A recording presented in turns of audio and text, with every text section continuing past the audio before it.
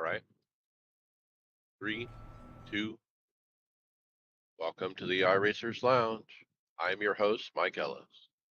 iRacers Lounge is a podcast for the iRacer where we talk all things iRacing in a casual setting. Joining me are the usual characters, Greg Hectus. What's up, everybody? Hey, Brad Wren. I've been fighting a cold all week. I'm hoping my voice is going to hold out for the show. Get better. And William Westbrook. Good evening. On today's show, we go down the rabbit hole of immersion. Are the Russians blocking iRacing? Why we all need a backup rig. Has Smoke taken it too far with his new rig? Tracks that could come to iRacing. Top 5 cars and series in iRacing. iPacing.com is a real thing, and we're spending Mike's money again. That's right. Remember that you can follow along with us on your PC or your mobile device in real time as you listen to the show and see for yourself all the great topics and products we'll discuss by visiting iRacersLounge.com. Select the show notes. We hope to see you there. Well, this had to be the first story of the week because I was so excited to see this.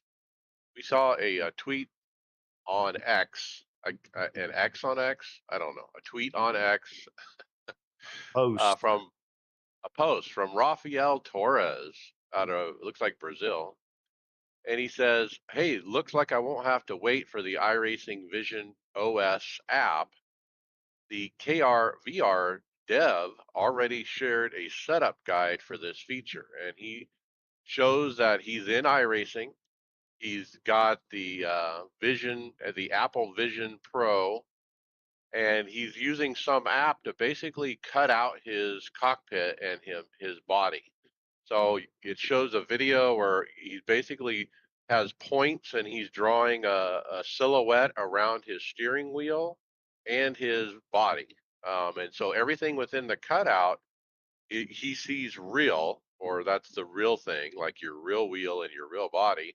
And then everything else is in virtual reality. I'm not sure the FIA would be real happy with him racing without gloves. That's the problem here. I don't know. It looks really neat. I was waiting for a video of what this might look like, and it looks like I describe it. I mean, it's iRacing in virtual reality, but when you look down, you see your own equipment. So now David can get a wheel with a display. I bet you he still wouldn't. Yeah, I mean he sees hands in the game and sees a wheel, but it's the virtual one. That's what he sees. The problem, it's $3,400 experiment. Look, it was 3 grand to do my big triples, my through triple 48s with the stand, ship, tax, everything was 3 grand even.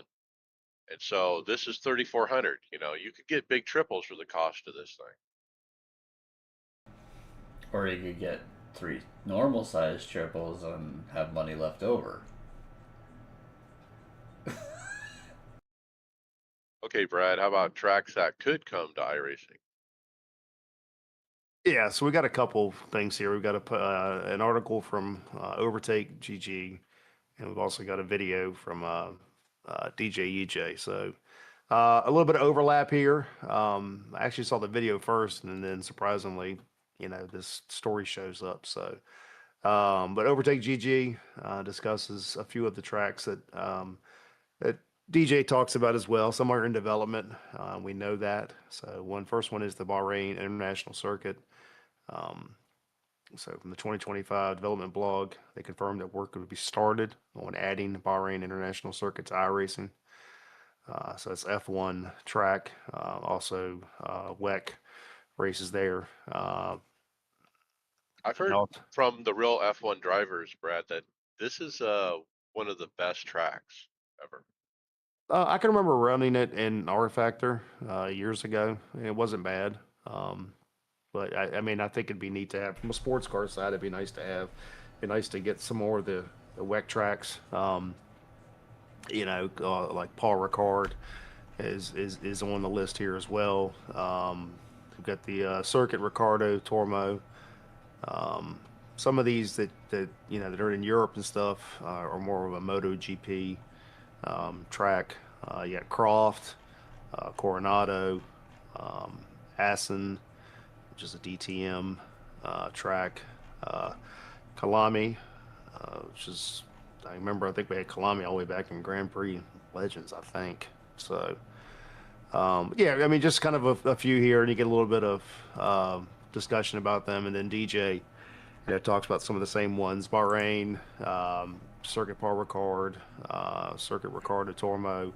But then also talks about some of the short tracks. Winchester, again, has been talked about for quite a while. It continues to go back into production, but haven't seen anything yet. And then some uncertain ones.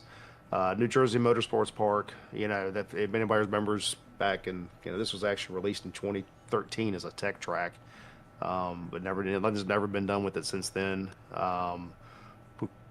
Pukoko, however you say it, as in New Zealand, was scanned before it was, I guess, was actually destroyed. So, and then a couple other rumors were Route 66, which is a dirt oval, and then again, Circuit Ascend, which is in the Netherlands. So, I mean, yeah, with some of these we've touched on before. You'll see these kind of crop up every now and then, but yeah, some of these I would like to see us get into the game. All right, pretty good update there. Hey, Greg, what is this website domain? It was, I guess, Eric Revere. Sorry if I got your last name there wrong, Eric. Posted in the iRacing community. I'm guessing he took out the iPacing domain or .com powered by Aftermath Autosports. I don't know. It gives, I guess, is there this Nicholas Camp? I'm guessing, is he part of it as well too? But it's the world's fastest short run cars for those races where you run more pace laps than race laps. What's interesting is I go to iPacing.com, which is the domain they bought. That's in question. And Google Chrome has a pop-up here that says, "Did you mean iRacing.com?" And it has a button, "Yes, continue." Oh, wow, I didn't get that when I tried.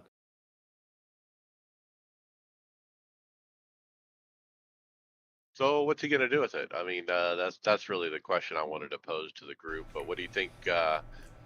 What's a domain cost? I just actually renewed the iRacersLounge.com domain. It was $22 with GoDaddy.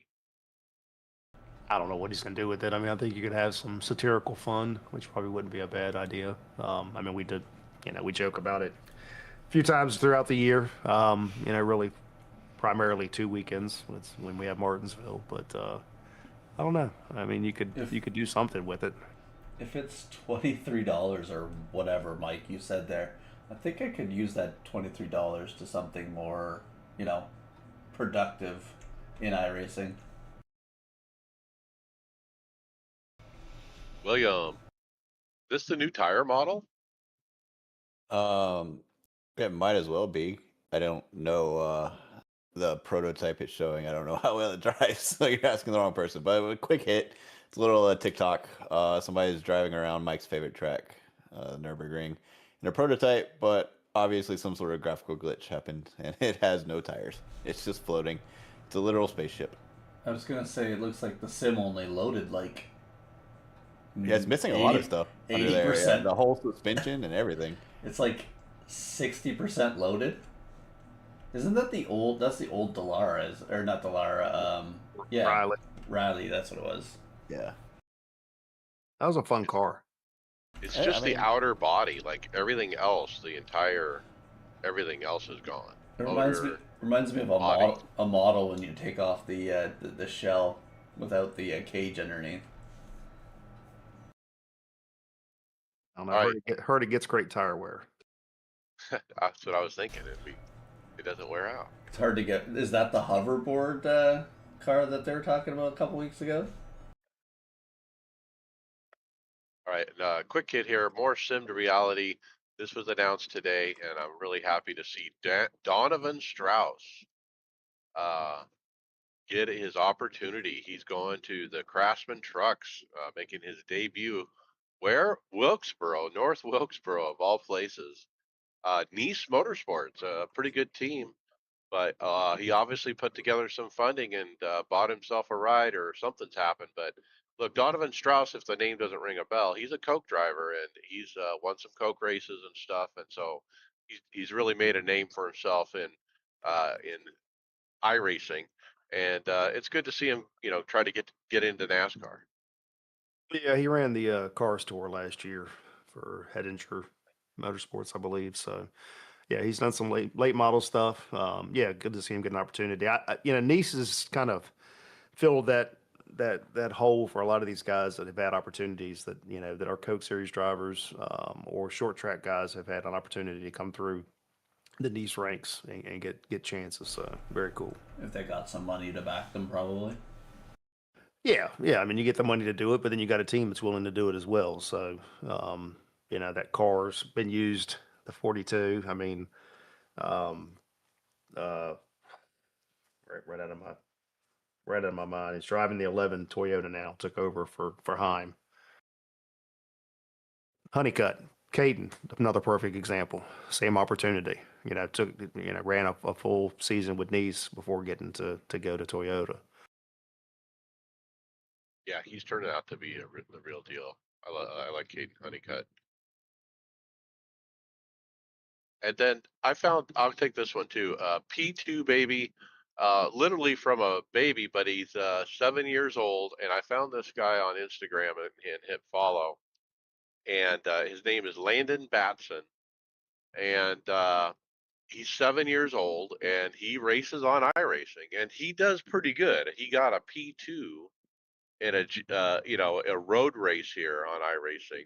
There's a second video here, talking about his racing and stuff, and I was just blown away that the kid has skill at this age. It's amazing. Is that the M2 car that is showing in the one?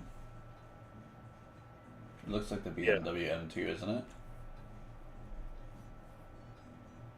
Yeah, Yeah, it's the first one. Charlotte Roval, it looks like. Yeah. Not an easy track to win on. Good for him. Got to start him young.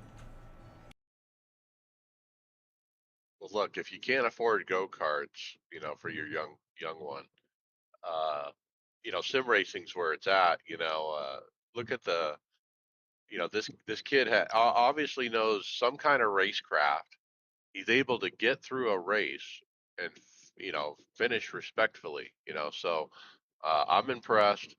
When my uh, grandson was born, that was one of the first things I said. Oh, this kid's going to be a sim racer.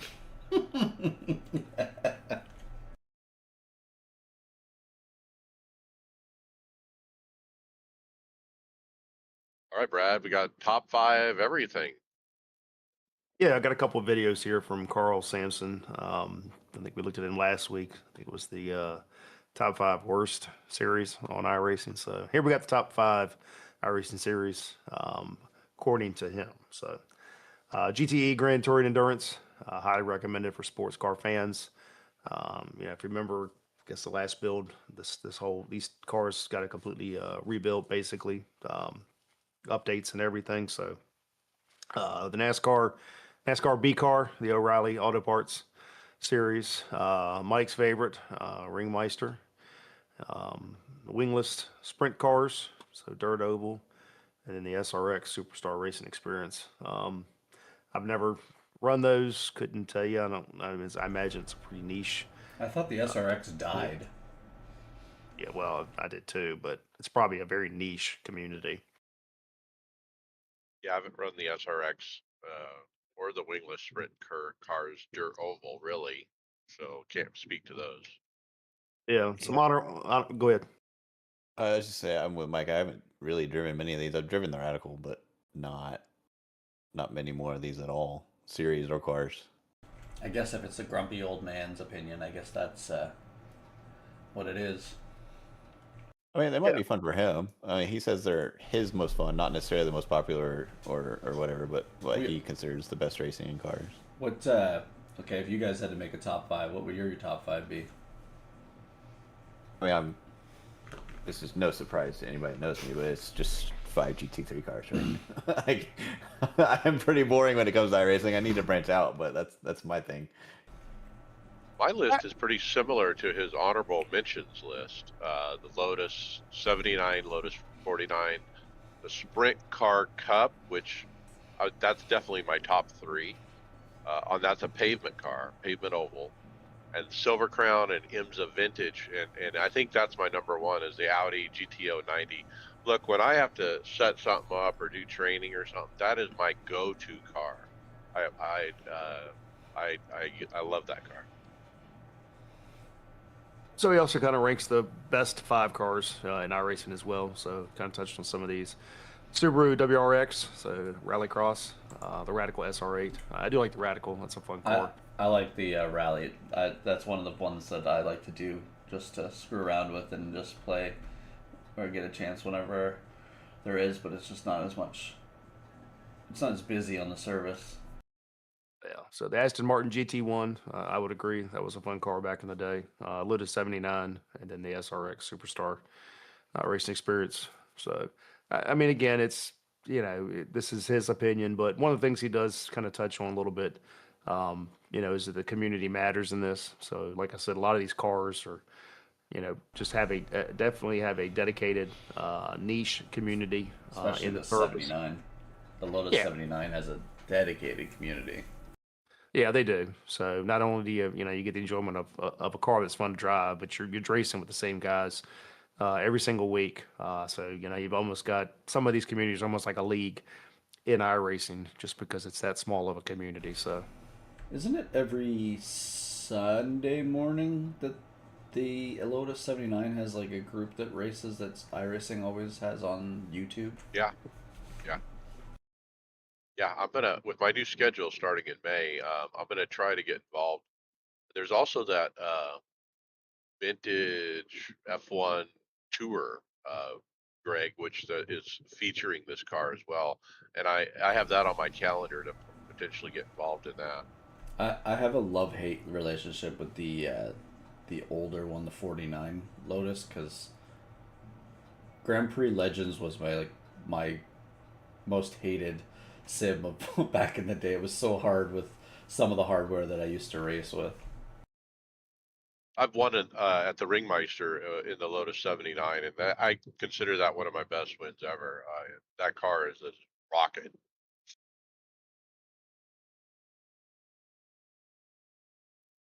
All right, next up we have a show and tell. iRacing asked on X, what does your sim racing setup look like? And they got a lot of replies. What did you guys think as you scrolled the different rigs listed? I included mine in there too. I meant to throw a pick up here and then I just forgot about it. But yeah, I mean, you scroll through here, there's all kinds. I mean, you got, from coffee tables to desks to wood to Dining rooms. yeah. So I mean, you've got the full gamut. I mean, from a high end rig to somebody who's just getting into it. Looking through this, I mean, you can. Mike, you and I, talked before. I mean, I can remember my evolution, from the desk racer to a rig. So you can kind of follow through that. You see some of that too. But it's neat just to go through and see how people have setups, and sometimes you get a little inspiration off some of these. And that's the one thing I always like about looking at other people's rigs is what are they doing differently than I'm not. Well, I like to look at the room itself. What do they have on the wall? Like this guy has a Star Wars helmet on his wall. And I'm like, that looks kind of cool. There's just stuff like that too. This, man cave ideas, right? It's like my 80 hats that are on the wall on my wall. Right. Some kind of showcase item, right? What about two rigs? Does anybody post any two rigs in there, Mike? Well, that's a different story. Yeah, it's next. And that's but, next. But Yeah, go ahead. just real quickly on the iRacing thing, on the iRacing tweet. Yeah, I'm with Brad. My favorite thing to do is look through and get inspiration, kind of see what, ideas I can steal or something that I might be able to put on my rig differently than I have it currently. It's not stealing. Other than that, it is stealing, but No, it's not. It's great stealing. I tried Okay. transitioning there. Yeah, Sorry, Will. Yeah, I That know was- I messed you up. That was Anyway. a wonderful softball that just got completely missed.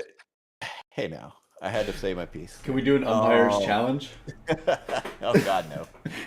I watched enough of that when I'm watching the Braves, and they've lost like 63% of their challenges. So anyway, the next story is Mike. Was this on TikTok that you commented, or where was this at? All right. So a guy put up a picture or a video of his backup rig, and Mike actually got in there and said, "Hey, I need this bad because right now my main rig is down." And I guess this was a couple weeks ago when you were waiting on your pedal.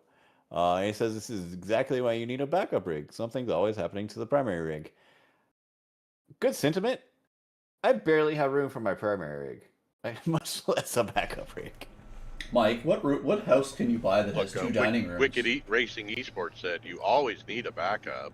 But yeah, we had a good discussion. I thought I would bring it up on the show over on the TikTok, where people were jumping in the chat saying, yeah, I think we do need backup rigs. What do you guys think? Do we need a Brad, we need a backup rig. Do you have room down there somewhere? No, I don't have room down here. My gosh, what do you want me to get a divorce?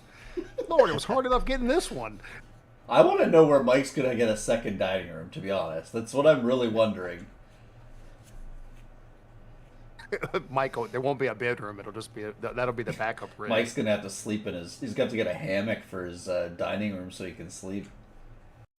Pedro El Jefe posted up a picture of his main rig with his backup rig. He's got the seats almost touching each other to make it work. See, I follow another. I don't know if we've ever had the family on here, but there's a family of 4 that each one of the family members has a rig. The wife and the husband have their big rigs, and then there's 2 kid ones. So maybe if you have a family like that and you can convince that each one of the kids needs one too, then you get all kinds of backup rigs. Yeah, I don't know. William, isn't it one of the guys at Grassroots Racing? Doesn't he have multiple rigs? Yeah, Jacob. Okay, that's what I thought. So he has a main rig and a backup. I guess he keeps all his extra gear and just kind of has the backup rig. He races on it sometimes. I don't know. I've got a set of sprint pedals here that have been collecting dust that I need to get rid of. I couldn't Backup have rig. There you go. I couldn't have it just sitting there, man. Like it's been sitting there just bugging me. I couldn't. I'd build then go ahead and build a backup rig. Don't put them to use. Come on. If I had the money or stuff sitting around, I would make another sim rig. It would be like a flight rig or something like that. It's something different, or I could sell the stuff and make my main rig better. Like yeah, he needs all that money for his stolen ideas. Yeah, I get the sentiment behind a backup rig. It just, to me, doesn't make sense. Yeah, but see, then you end up like Mike, where he was down for a month. Well, then I'll be down for a month. He could have gotten himself back up and running the same night. He just chose to be down for a month. Well, if we hadn't said anything and he started daisy chaining USBs together, anything. So, but wait, there's a thing about don't revert to worser gear. There's like a law. There's like the law of sim racing equipment. Like you can't go backwards. Okay, so I wasn't going to go backwards. Let me tell you, the multiple times I had to send my Fanatec CSW wheelbase back to them. I don't believe this story. And I had to pull the G25 out. Was miserable, but I still had to race. I used my Logitech 923 on my PlayStation, so that feels like a downgrade every time I go play on my PlayStation. Okay, Greg, you got the next one. NASCAR superstar Raja Karuth gives us an update. Yeah, so he posted on X. Cool coincidence. Ran the NASCAR Coca-Cola qualifying series Tuesday. 3rd split. Started from the back in 35th. Got spun and drove back to 12th. Then in the NASCAR O'Reilly race on Saturday, started 38th due to a pre-qualifying issue and made it to 14th. So at least he's consistent. I love it. I love how he races at the top levels of iRacing at this track, and then he goes into the real O'Reilly series and does the same thing and basically runs the same way too. I re- I I want him to get a full year under junior for like next year, and it just sucks that that 48 car is coming probably a year too early for someone like that's for someone like him maybe to get into He it. ain't ready for that. That's what I'm saying. Like, if it was a following year, if he got another full year at Junior Motorsports. No, they're gonna move Corey Day up, and it'll be a disaster. Oh my God! No, don't. Yes, that's where he's going. Come on, you know that as well as I do. You can't even cut my lawn, let alone drive a car. Well, Hey, he Brad. he hadn't learned where the corners are of the mower yet. Okay, Brad, we had the IMSA Classic 500. Yeah, I had a post from iRacing on X here. So just kind of recapping the last few laps of the IMSA Classic 500. So this was at Laguna Seca Raceway.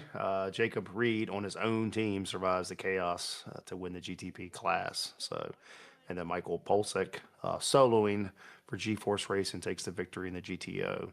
So everybody remembers this is, you know, a lot of grief about them changing the track and everything, but yeah, these things look pretty neat. I've never driven either one of them, so I can't tell you how they drive, but yeah, it looks like it was a pretty good event. It's it's like an on-off switch with the turbo. They're so fun, but it's just on-off when the turbo kicks in. The turbo is so cool. There's a big gauge up in the corner up by the visor, and you can see the turbo, the gauge go up, and all of a sudden the car just takes off. Um, Look, I have a question on this. It says soloing twice, that the two winners were soloing. So that means to me that this was it could have been a team event, more than one driver. Did did the winners are they solo because of the penalty of changing a driver? Is that the only reason? I think it just the length of the race they were able to do it easier too, right? It said they didn't have to. There wasn't an or because it gave them an option. Yeah, I think the race is only 4 hours. I think it's just they wanted to do it. I don't think it's a limitation to any driver change or anything.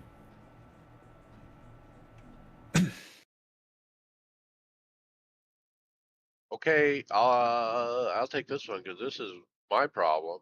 The switch don't work. We actually have a post in the forums. Says the ignition switch no longer toggles power, and people describe the problem here, and we actually have a post here from David Tucker from staff saying this is actually bugged out and assigned to a developer. Hopefully, we can get it sorted sooner rather than later. So maybe So, it's not me. no, well, yours I think was you were having issues just with your button box, right? Delay. Did you ever assign it to a different button to see if it's still delayed? No, I just turned on auto start and forgot about it. Wasn't possibly the delay because he daisy chained all his USBs together? Maybe. So here's what this guy says the issue is for him. He said the issue is in iRacing. When I enter the car, the sim ignores the current position of the switch. If the switch is already in the on position, I have to flip it to the off to get the ignition to turn on. Flipping it back to the on then turns the ignition off. The same behavior happens in reverse if I start with the switch in the off position, which is different than my issue, actually, now that I read that. Yeah, so I mean it sounds like he's not using a momentary switch. I mean, Yeah, mine goes back to neutral every time after I've clicked it yeah. up. Yeah, it's still He's a got moment. It's not two positions. Yeah, he's got an up-down switch. Which in a real car would be fine, but I mean, like on mine, I'm gonna flip it up to either turn it on or flip it up to turn it off too. In the cup car, is there a key isn't it a big key that they turn to, or is that just to turn the ignition to give the car power for the battery? That's power. So same thing, the ignition switch. Then you've got a starter. So that's the whole thing. You could take and cut the ignition, put it in neutral. Cut the ignition, coast the car, turn the ignition switch back on, pop the clutch, and you go. But that was changed whatever a couple builds ago to where you have to be below pit Maybe, road speed maybe, in order for that to work. maybe that broke it. Because All right, keep moving. no, keep going. It's It's good. Yeah, I don't know what's wrong, but look, David Tucker said there's something wrong, so they're gonna fix it. I like it. All right, let's move on to Kwame Scott wins with Premier Racing Setups, Brad. Yeah, so this is the Kwame Scott won the Coca-Cola iRacing qualifying series at Chicagoland. So he's a factory driver now, I guess, for Premier Racing Setups. So through this in script, just want to give them a big shout out. I mean, look, we all know the team levels and the setup shop levels that are behind a lot of the Coke Series guys, and I just kudos to Premier. I think this is a huge win for them. When you're going up against some very established setup shops, and look, at the end of the day, we've said before, and I have confidence talking with Richard that the setups that you buy from them are the same setups these guys are using. There's not setups for the Coke series, then setups for everybody else. The house setups are the house setups. So shout out to Richard and his team. That's a huge win. Heck yeah, I mean rocket ship this week too, for sure. In Kansas, and I actually saw Richard a couple times in my TikTok stream. Shout out to Richard for coming in and watching me race at the ring. But yeah, that was fun. William, 56 seconds at most sport. Is that real? It's real. It's one of the old vintage Formula car. Well, I say vintage. One of the older Formula cars not used anymore. I say R01, I think. Is that it? That's Oh. the made up car. Oh, Fantasy okay. car. So, yeah, I've obviously never driven it. But yeah, it does a 56-second lap at Mosport, which is pretty fast. But, I mean, the GTPs are doing minute 8-second laps. So, it's Mosport's a pretty quick track. The hardest part is getting down that hill and into that chicane. Look, I forgot about this car until I saw this post. Yeah, and we were talking about top 5 cars. Now that I see this, I probably need to sneak this into the top 5. That this IR01. And Nathan on Twitter, who posted this, he said, "Reminder: this is iRacing's closest thing to a kart car." If you guys remember kart when we had the IndyCar kart split, I love those cars better than the IndyCar at the time because they had turbo. Well, and they designed this because of the iRacing IndyCar split, right? When we weren't allowed to have the IndyCar stuff anymore.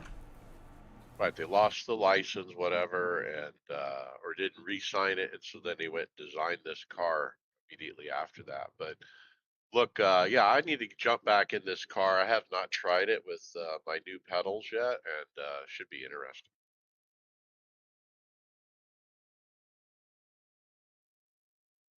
Okay, Brad, is it slower for you?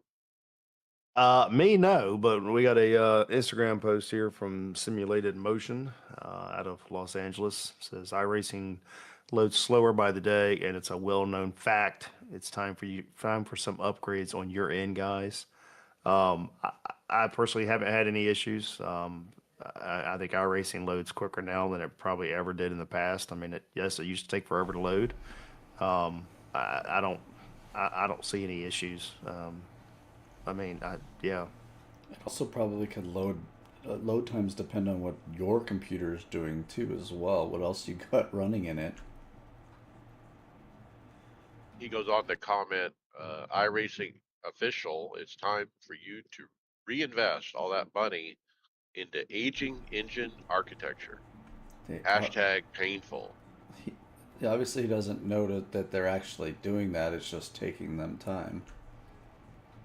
Forever. I haven't noticed it taking longer to load, but to me, there's a clear degradation in the FPS and stuttering quality. Sometimes as far as when you get, a few builds into iRacing since you last reinstalled it or last did a full system wipe. And I think it has to just be part of the old engine. I mean, until we get the new one, I think you're just going to keep seeing that.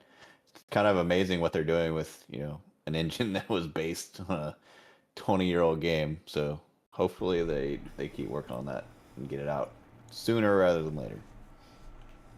Is there any other kind of software title or game or system that is as unique as this one, where the code base just continues on for more than a Uh, decade? but they've been World of adding to Warcraft. it. Yeah. They've been adding to it. Yeah, World of Warcraft's 20 years old now. They got some of the same issues. Is it really? Yeah, it is 20 years old. You're right. It's older than that. I mean, this is at the Yeah, core well, it's Grand Prix Legends. So, yeah. which was two, 2000. It's not far off of our next topic either. And that's yours, Greg. NASCAR racing on a web browser. I came across this. I didn't know if we were going to talk about it or not, but was it Dylan or at DGooden24 posted? You can play NASCAR Racing, which is the original NASCAR game from Papyrus and Sierra at the time on your web browser. So it's on Twitter here. You can or X, and you can click the link, and it'll take you to a video that shows you what to do. This was fantastic when it came out. I mean, there was nothing else like this. I remember when you tried to do the multiplayer. I used to play multiplayer with my uncle all the time, and you'd have to dial in and all that stuff, and nobody could use the phone. Yep. The 10 network. So our last poster, they need to look at this and see how bad it can be or it used to be, because iRacing looks a lot better than where this was, which is really the beginning, right?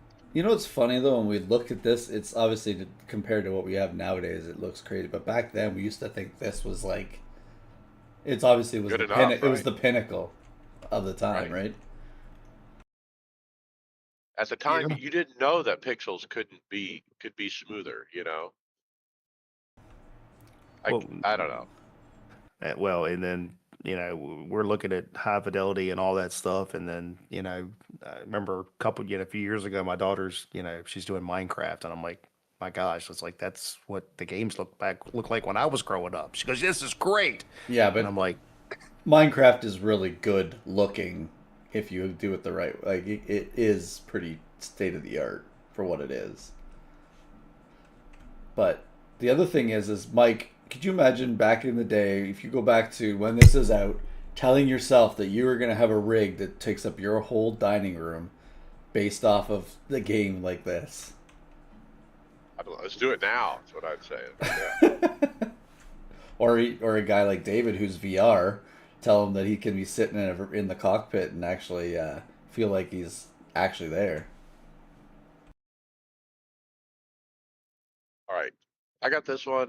We got a poster in the forums. Sergey Sobatov posted up. Good evening. Can anyone please explain, are Russian iRacing users officially blocked, or is it just some kind of mistake as far as the forums go?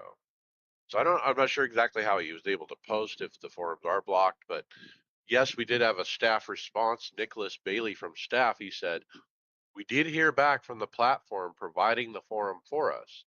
They are complying with a legal obligation, sanctions, which affect all forums on that platform, not just iRacing's forum. Restriction is not something iRacing can control or influence and will be in place for the duration of the legal obligation.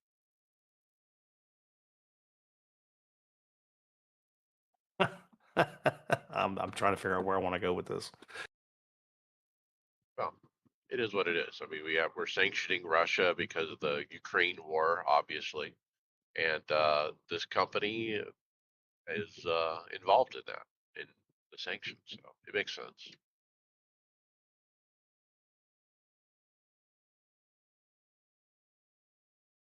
It sucks for those iRacers.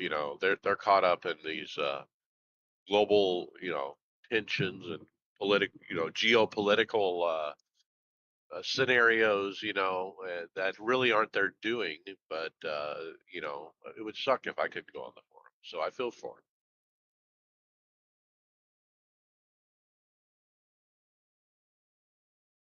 Okay, who wants to tell us about smoke? William, how about smoke? Yeah, Tony put up a video with, and I'm gonna forget this guy's name, of course. But he got a new rig. And this guy, I guess there were some delays waiting on some parts, but this guy finally came. I'm gonna get it. Hold on, let me grab his name. It's Sim Foundry. Sim Foundry. Brian Cross. That's it. Brian Cross with Sim Foundry. So they installed one of the Vero Motion sim rigs in his house with looks like some very big mic-sized monitors, and obviously one of the Vero Motion's top of the line motion rigs. And they give a small little 3-minute overview about what it can do and how Tony uses it, and they talk about dirt a little bit, and it's looks like a good upgrade for him. And Tony talks about how computer illiterate he is, so he's glad he had somebody to come and set it up for him. Well, the reason this got thrown in the script, and the reason I put the title on there is Tony revealed that he has a cool shirt that he uses when he's in the rig, with the box and everything. So my question is, where does the cool shirt fit in the upgrade order? Is that before pedals, before the wheelbase? Where does that fall in? You're not going to criticize it like my wind simulator? Oh, I could fully criticize it. I'm just curious where it fits in with the wind sim is nowhere in an upgrade path because it should be one. So I like the idea of the cool shirt or whatever it is, cool suit, cool shirt. Tony said, "Look, I wear it because my back gets all sweaty when I'm doing sim racing." I'm like, "What? Wait, that's my problem too." And so now I feel like I'm empowered to figure out and get one of these cool shirts. So look, this is literally the next thing on my buy list.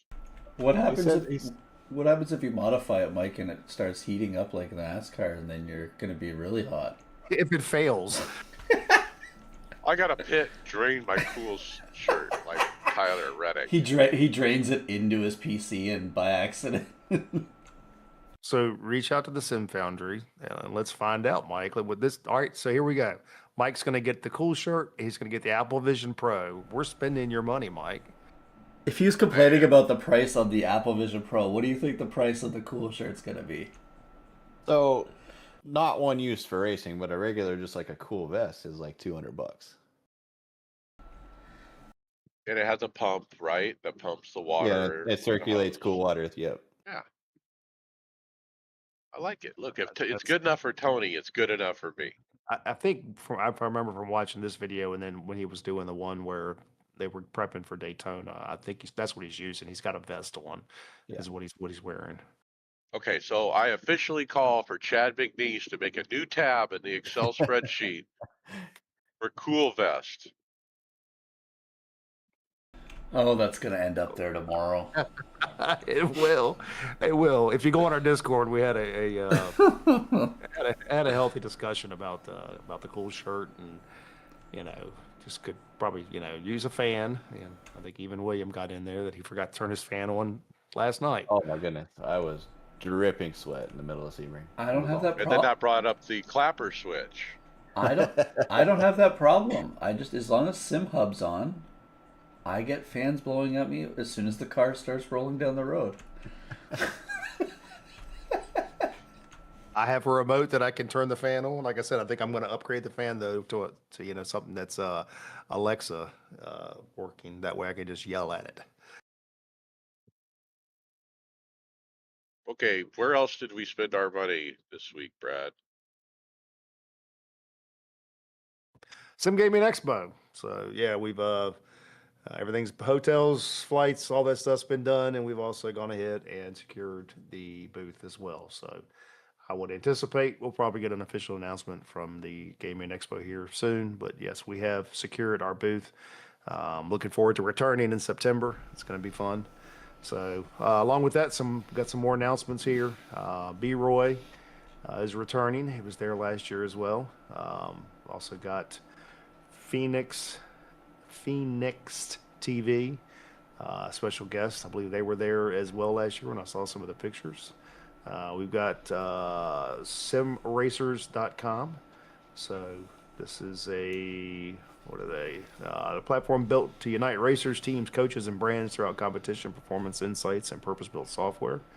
So I don't think they were there last year. So I'm interested to see what they're about. So yeah, I think we're going to kind of continue to get these just like we did last year as George continues to secure exhibitors, guests, and stuff. He'll continue to do that. And I did see today he released a commercial, first commercial for the expo. So I'm sure we'll see more of that out on the channels as well. And then the Sim Racing Expo coming up very soon in Charlotte announces Fanatec is coming, as well as Anthony Alfredo live on stage with Parker Retzlaff, and then also Operation Motorsports. We have Wantech VR. That looks pretty cool. And Race Room.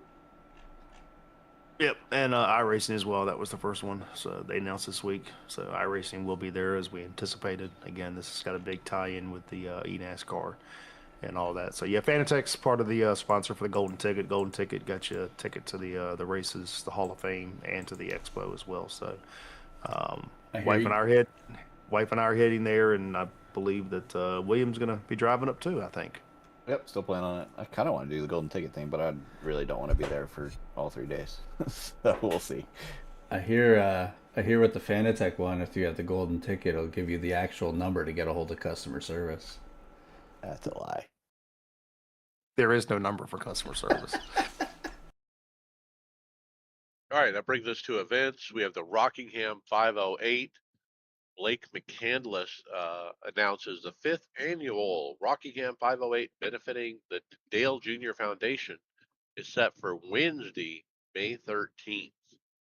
500 laps in the 87s. And then Beck Mosport 4-hour. Are you guys running this? We are. We're currently number 2 in pre-qual for the Pro-Am division, but there's still a lot of teams need to put a time in. But of the 21 that have put a time in, we're currently number 2. It's at Mosport, 4 hours. Pretty good chance of rain, so it should be an interesting time. But yeah, we've got some pace here. Can't wait to run it on Saturday. Well, I wouldn't say pretty good chance. It's a 1 in 3. So I think they're expecting 3 splits. All 3 splits are going to have different weather. It's kind of up in the air what split you're going to get. So, a little bit different this time with Mac. Normally, everybody's together, but they did a split. So the elites, which is the GTPs, and your pro drivers are going to be at Long Beach, and Pro-Ams for the GT3, and then the LMP2s are going to be at Mosport. So, but yeah, it should be fun. Get top split. Hopefully, we get to experience actual safety cars for a tow. So I'm looking forward to that. Yeah, it should be broadcasted too, so we'll put the link out on Discord.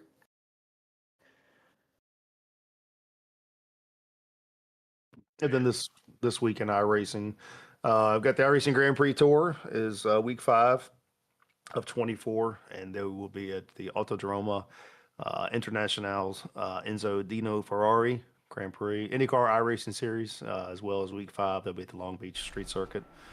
Makes sense. Crash into the fountain circuit, you mean? That's where everybody crashes. Yeah, I haven't turned a lap. I turned some laps there, but I haven't raced there this time. I hate coming to that fountain on the first lap. It is just, ugh. And you got the NASCAR Modified is back at Hickory, and the Super Late Model is at New Hampshire Motor Speedway as well. So find something to race. Podcast housekeeping. Leave us a review of on your favorite podcast platform to make it easier for more listeners to find the podcast. Mention the podcast to your fellow drivers so they don't miss out. We would appreciate it. Check out the Discord. Yeah, lots of conversation going on over there. It's fun, guys. Get involved. And of course, show notes at iRacersLounge.com. We're in regular rotation at Performance Motorsports Network. And get your merchandise at iRacersLounge.shop.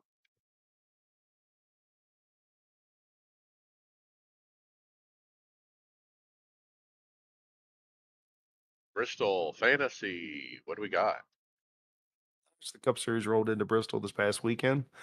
In the iRacers Lounge podcast, taking the win was Res Dog with 292 points.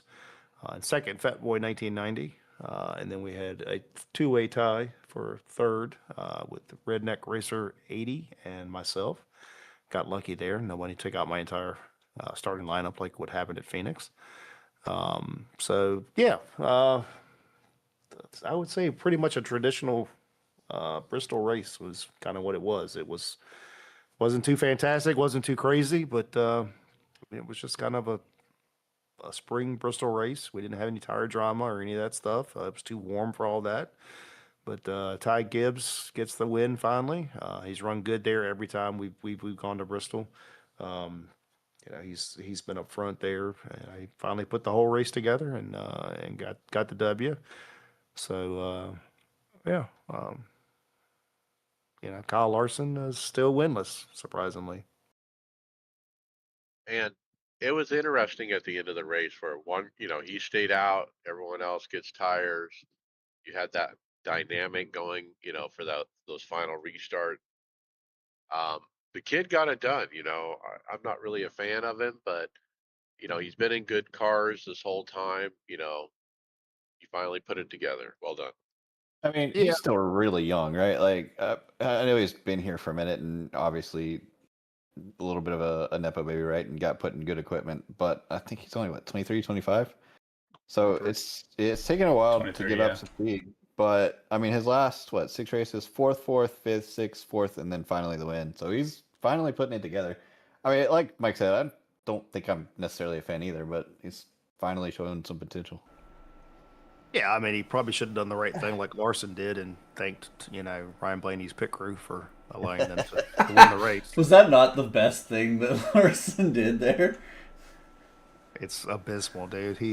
They've lost, I think, like 80 some positions. Yeah, they were talking about it on Dell Junior Download, like 86 positions. But it's like for 30, the first half of the series. But that's 30, also 30 more than anybody else. But that's also not. I thought okay because it has speeding penalties. No, apparently that's not including the speeding penalties as well. No. It's so bad. They announced that they're making changes to his pit crew for this next week. So. Oh, did they? Because when I listened to the Dell Junior, they kind of indicated they were going to keep it the same. They just So announced it today. maybe they had he didn't know yet. Okay. Yeah, They- I mean, it's all the same. the interview with Blaney, Blaney was he was not typical Blaney. Yep, they're learning. They just need more reps. So, yeah, I don't. You got to do something. You can't come into the pits and lose positions every single time. It's gotten way too tight. It's too hard to pass with these cars on the track. That's why there's so much emphasis put on the pits. William, did you think it was funny when I think it's Travis was asking who should be in charge of delegating it, who the pit crew, who's the best pit crew to go out for him, and he's like probably the crew chief. Yeah. The it was so funny. Because they were talking again. I hadn't heard that there were changes, but they were talking like, do they really believe these are the 5 best guys to go over the wall?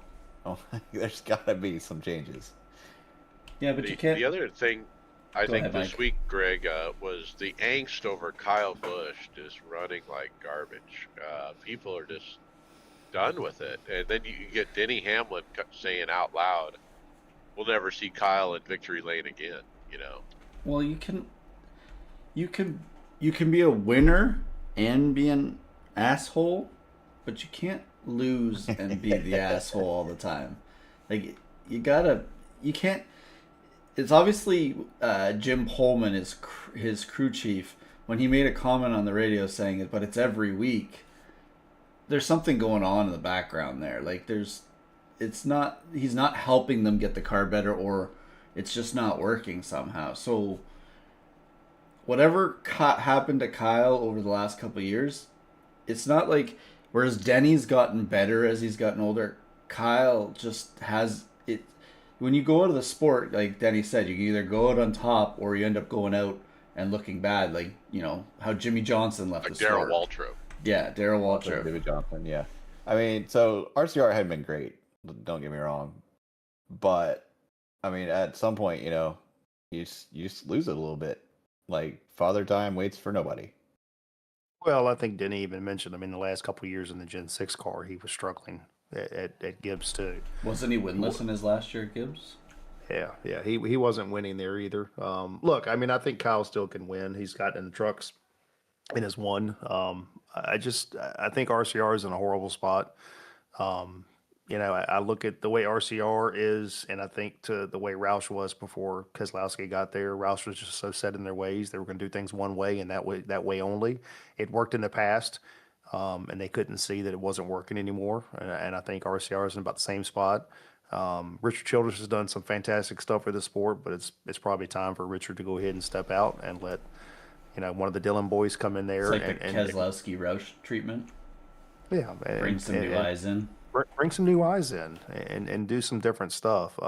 Look, I don't think Kyle likes this car. I just don't think you can get the same feel of this in this car that you can out of the old car. I mean, Denny talks about that he still looks for the same things, but it's not. The cars drive differently. You're not driving the car off the right rear like you used to. You're driving it off the right front. Um, and Side it's force. just yeah, there's no side. There's all the stuff that you get used to using. And look, I'll give props to Denny. He's won in every kind of car that he's been in through multiple generations. He's been able to win, and kudos to him. But it's it's I'm not a Kyle Busch fan. I've never been a Kyle Busch fan, but it is pretty miserable to watch somebody that was so good. Just honestly, just can't even. It's miserable. I mean, it's like every single week, it's the same thing over and over again. Do you think even a change of scenery for him, if he goes, the cars that we know that are possibly going to be open, I don't know if that 7 car is going to be open at Spire because, what's his name's doing a hell of a job in it. Suarez is doing a hell of a job in it, and with his backing, he probably can go and drive there probably as long as he wants if he has results. The 48 car, I don't know if he ever goes back to Hendrick anyways, but do you think he's going to run any better in a 48 car that's been pretty miserable as a car to drive too? No, the 48 car doesn't run well. I mean, it hasn't run well in years. Alex would pick up an occasional win, but I mean, there's always one car at Hendrick that's not going to run well.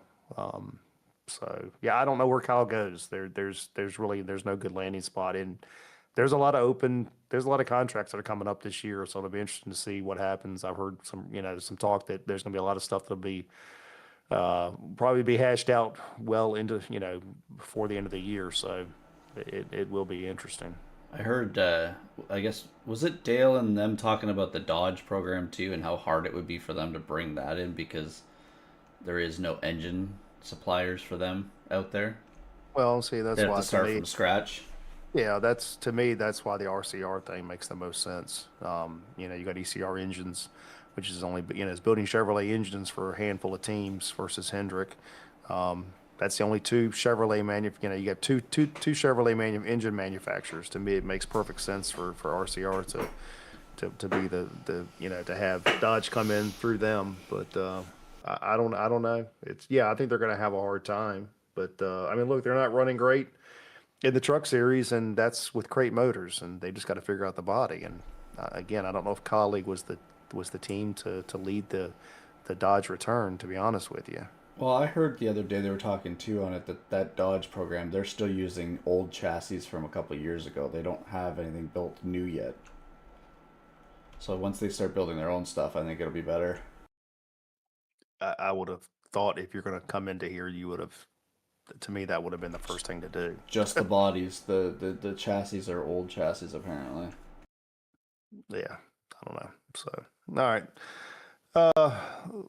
So overall standings, we've got Dollar Cents in the lead with 1816. Second is Cletus 45. Third, TG1 Racing. Fourth is Res Dog. Fifth is Canadian. So we will head to Kansas Motor Speedway this coming week. I don't know who really to even really look at.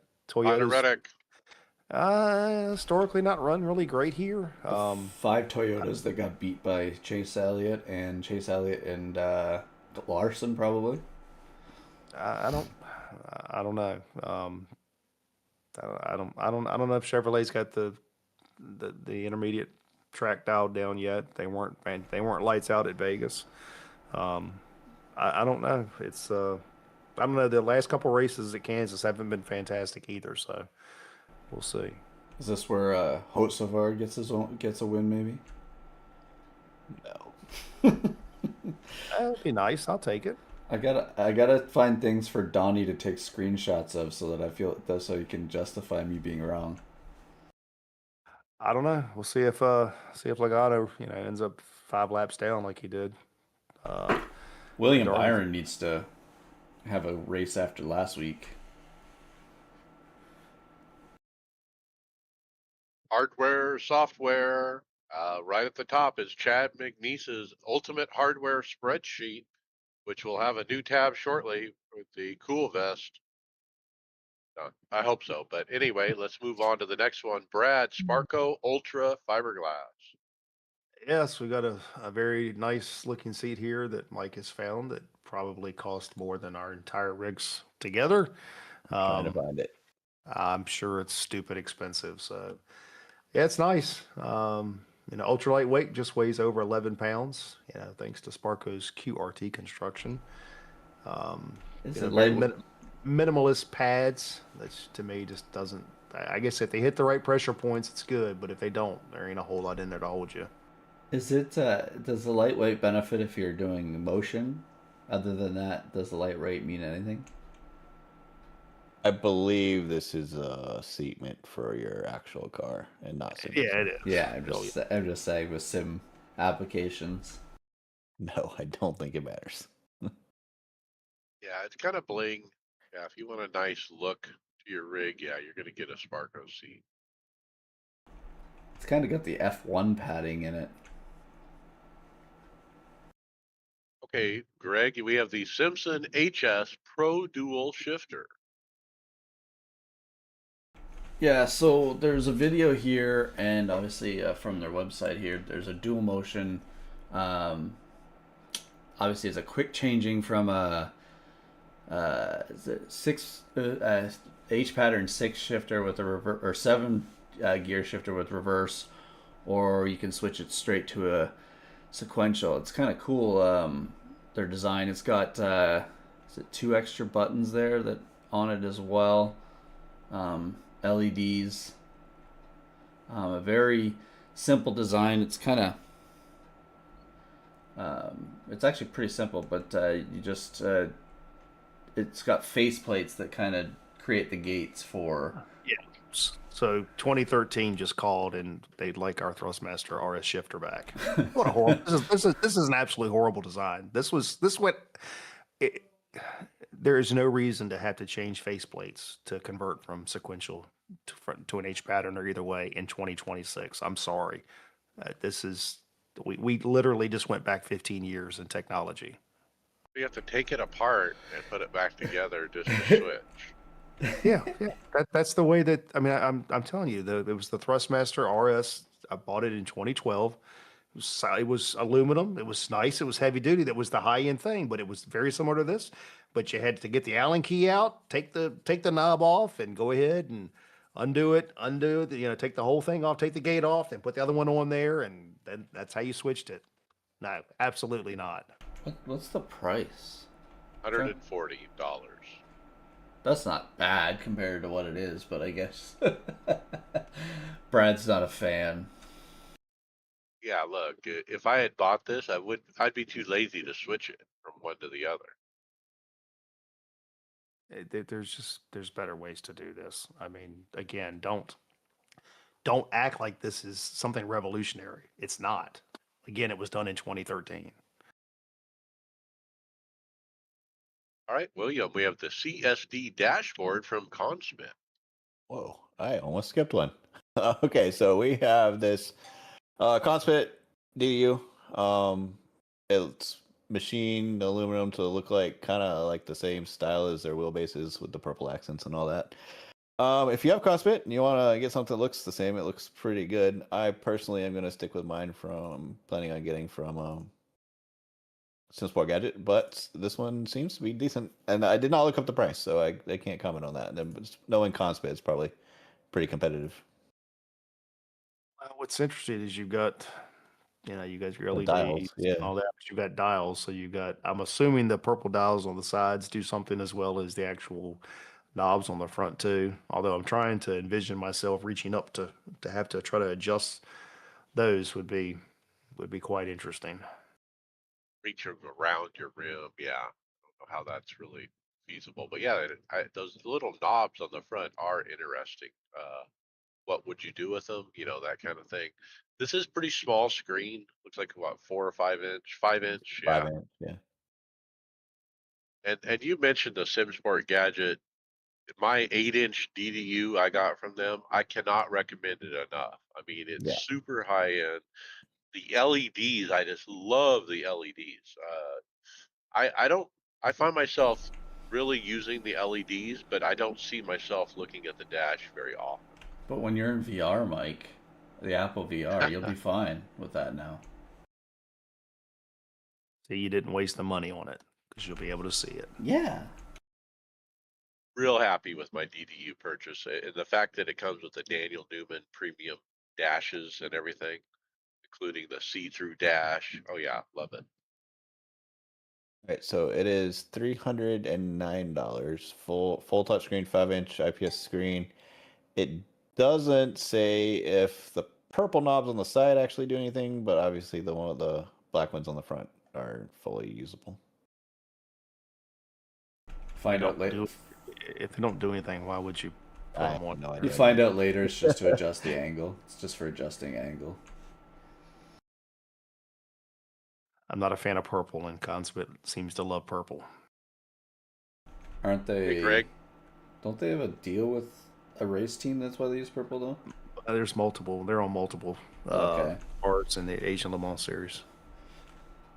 All right, Greg, you said you like rally cars. We got an immersion rally car rig here.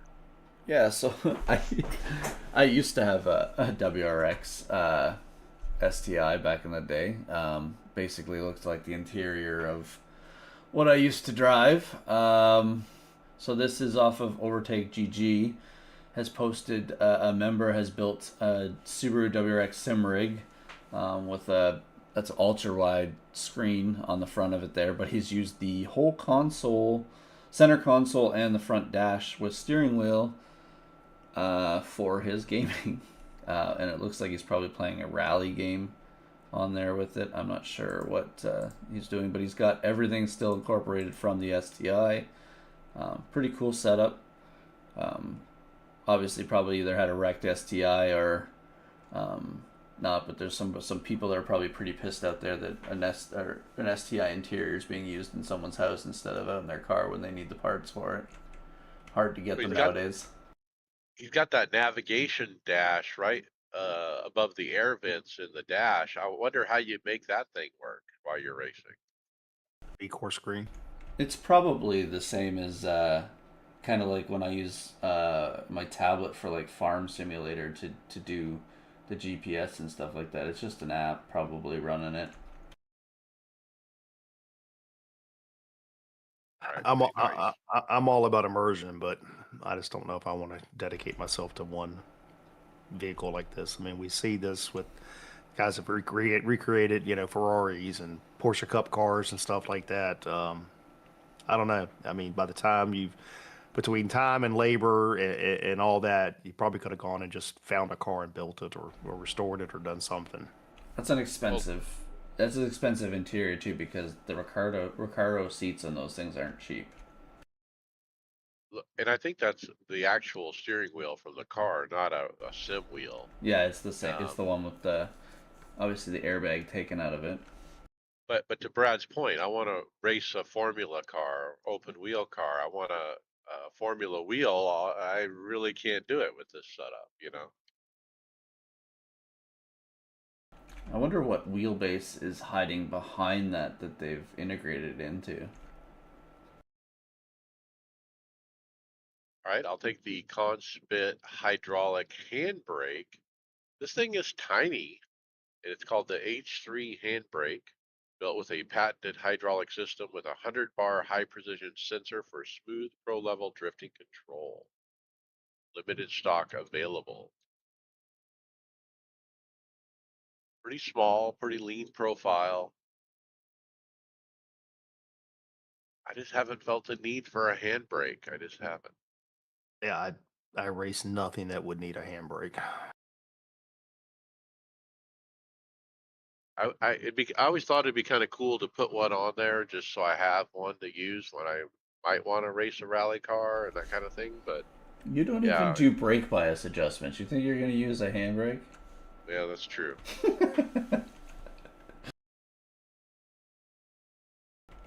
Okay, Brad, how about Revo Sim 9 Newton meter?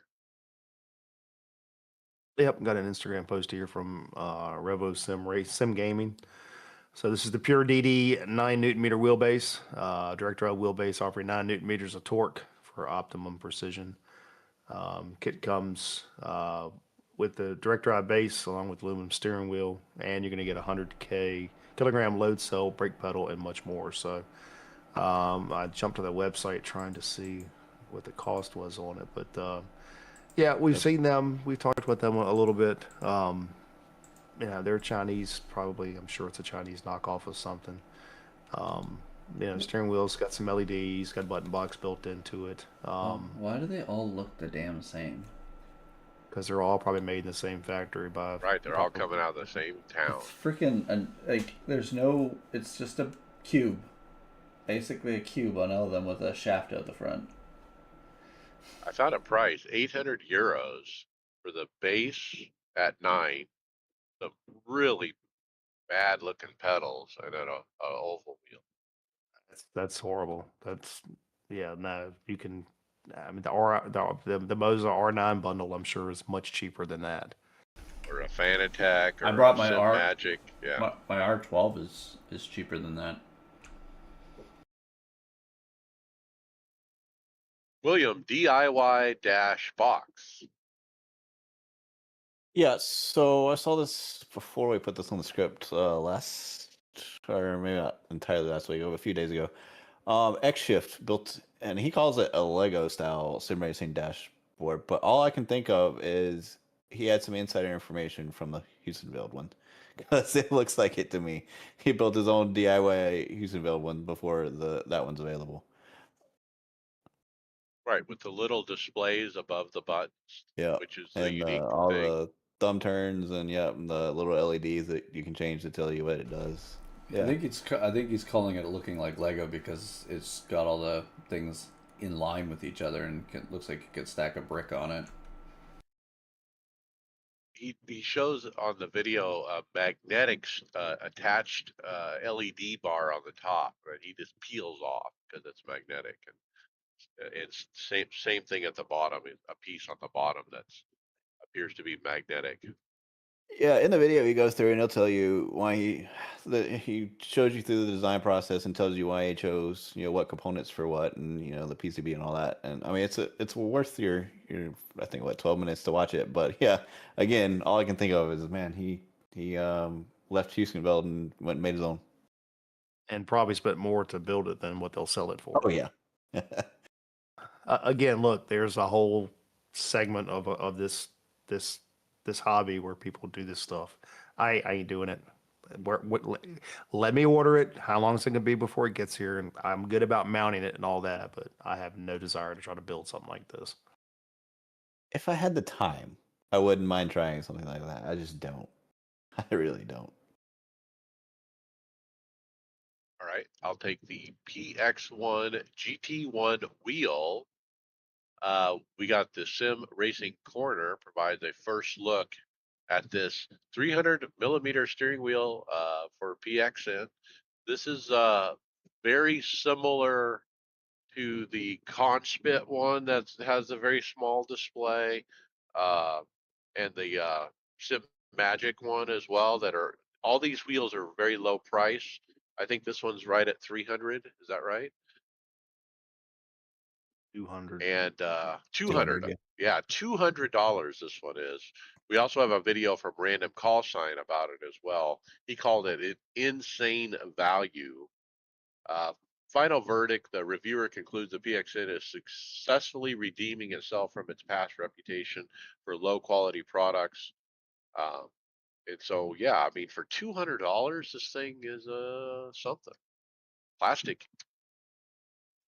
I just remember it's $200. So that just quality.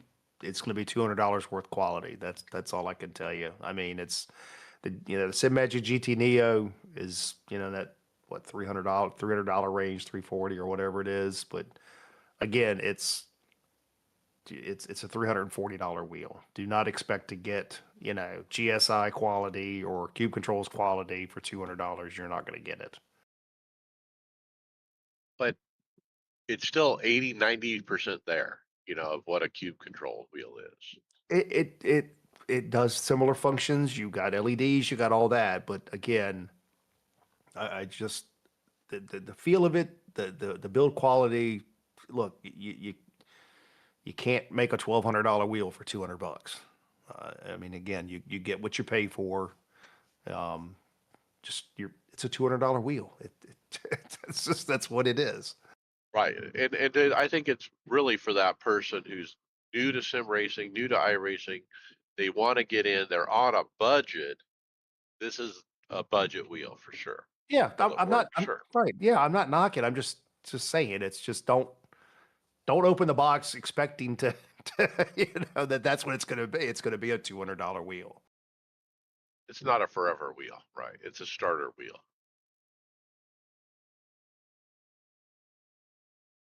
Okay, Brad, did Moza learn? Yeah, we got a video here from Will Ford at Boosted Media reviews the Moza SRP2 pedals. So this is the successor to the original SRP pedals. So taking a look at the build quality, adjustability, and what the overall value is. So pricing, configuration, base set's $149. If you add the clutch pedal, it's additional $46. Then you can also get a wall bracket. So again, we're talking about pedals that are, again, this is entry level. You're gonna have probably most likely designed to go on carpet. So there's gonna be a ripper on the bottom to where they don't slide. But if you need to, you can get a wall bracket.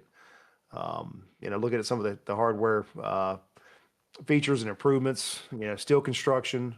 Despite some marketing discrepancies, the pedals are primarily made of high strength steel rather than CNC aluminum. There is some granular brake adjustment. There are elastomers stack with eight individual inserts that you can mix and match in order to get what kind of brake feel you want. There is some angle and position adjustment as well. Use a hybrid sensor, so the brake uses 100 kilogram load cell and Hall effect sensors.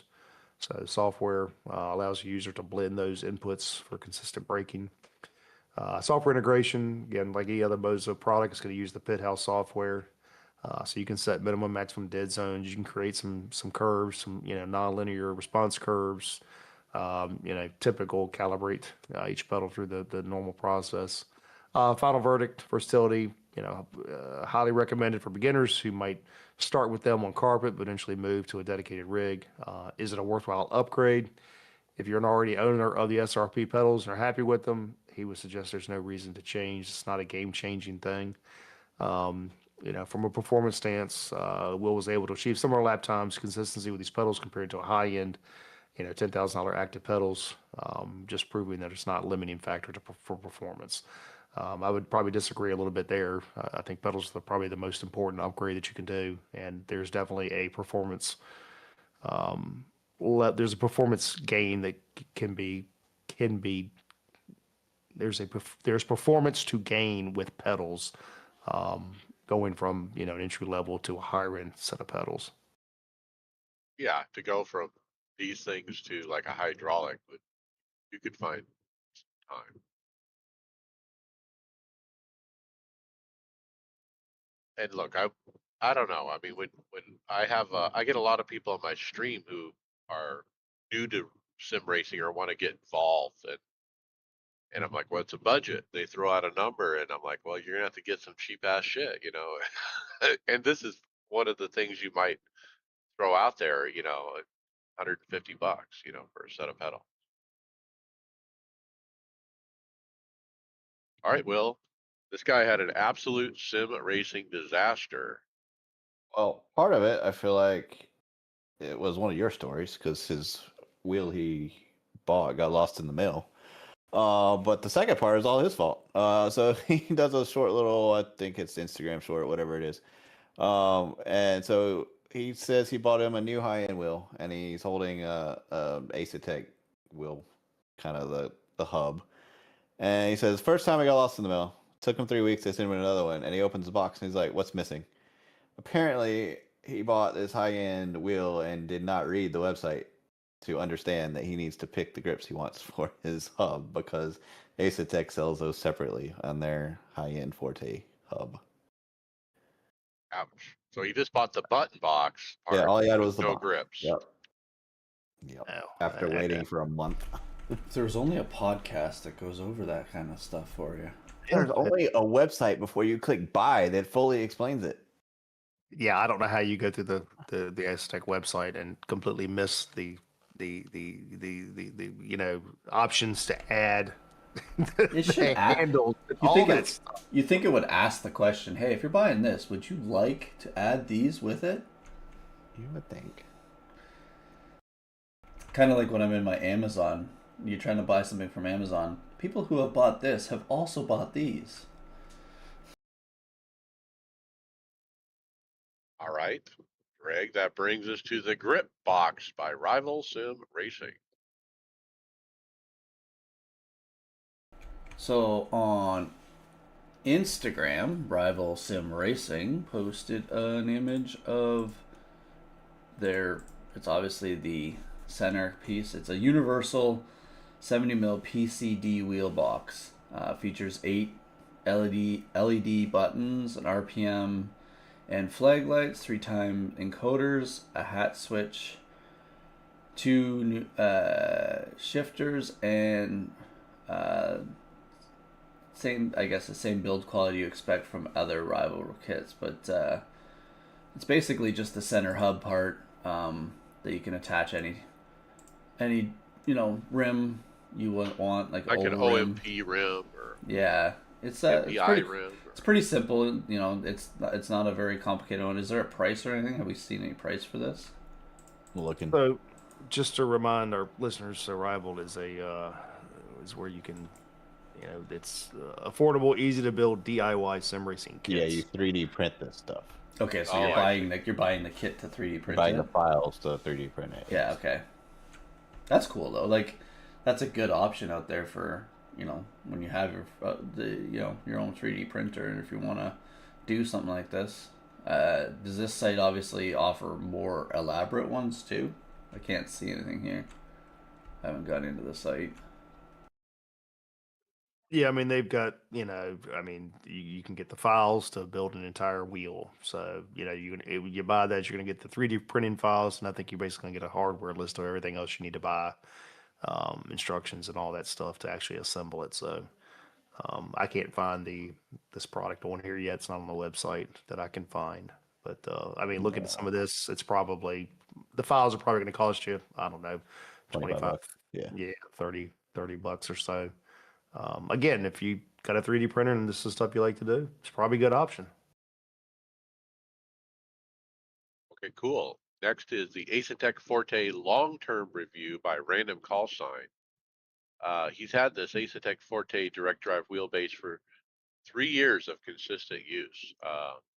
He explores why it remains a top tier contender despite the newer competition and highlights a specific underrated feature that he believes sets it apart. At 18 newton meters of torque, uh, all aluminum build, excluding the front and the back, which you can run warm as well. You do have front or bottom mounting. Um, quick release, they use a proprietary quick release that allows 2 different bolt patterns. The front contact pins are fragile, The reviewer broke his, noted that the replacement part was only 25 pounds and it took 5 minutes to install. But software, he said, the best in the business. Force feedback quality, clarity. Force feedback is described as natural and intuitive with exceptional clarity regarding grip loss and weight transfer. Comparison, it performs similar to the Fanatec Club Sport DD Plus in terms of raw detail, though the Fanatec may have a slight edge. The killer feature is the USB hub. You can plug shifters, pedals, and even a Stream Deck directly into the wheelbase. All data is passed to the PC through the single main USB cable. So it's got an integrated USB hub in the back of the base. So Acertec